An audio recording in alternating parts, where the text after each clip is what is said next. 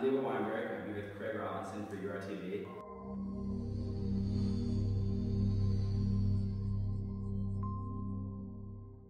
You just did a show that I would say was very great. How did you think it all? It was a lot of fun. It started up, they were right there from the very beginning, and they were there for everything. It was like they were ready to have a good time. So thank you, University of Rochester. I had an amazing time. Good.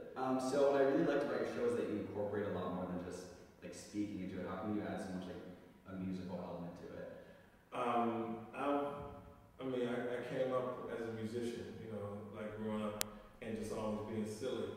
And one time I was doing an open mic night when I first started comedy, and it was it's called Heckler's Heaven, and they had these rubber chickens. Like the 3 audience members had a rubber chicken, and another 3 audience members had a scorecard. So they gave you 3 minutes of not bothering you, and then they rang a bell, and you either get to finish your 8 minutes, or if you got all 3 chickens, you had to get off the stage.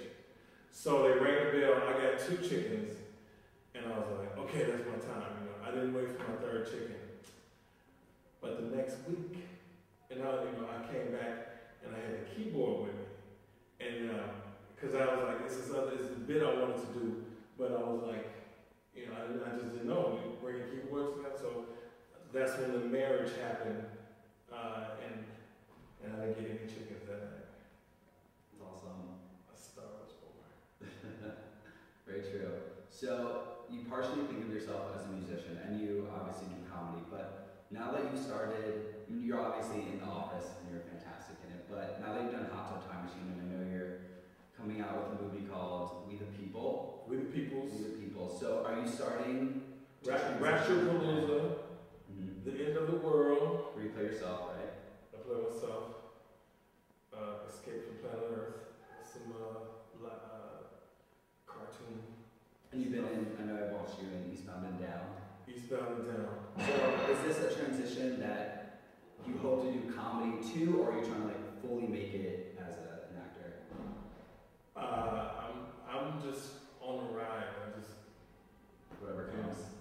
Yeah, it's at some point I started living my dreams. So that's what I'm doing. I'm just living in what I set forth to do. Has it been hard getting here to this point? It was, I had to take 2 planes, so it wasn't that, it was hard. So I wouldn't say it was hard, it was definitely time consuming. Right. So do you give priority over doing shows like this, like stand-up shows, or versus like doing movies or television? It all depends on contracts and this, that, and other, you know. And sometimes dates work, sometimes they don't. It's all about scheduling, and it's about trying to strike a balance where it's like, you know, I'm on the road, I'm doing music, I'm doing, you know, the acting. So it's, for instance, The Office is my job, so they would have first, you know, deals. If y'all want to do this gig, last week, Wednesday, I could not have done. Right. But it worked out to where I could come out and do it. So it's, yeah, I guess if you want to call it priority, The Office is right now our first position. And now that The Office is coming up on its last season, unfortunately, do you hope to do another show, or are you going to stick to movies now that you're doing more? There's some talk about doing my own show. So, you know, we'll see what happens. And, you know, as the fire is very early, you know, in the procedure. But, you know, it's a fire in it, so we'll see. That's very exciting. Well, that's all I have. That's it? Sure, yeah. Hey.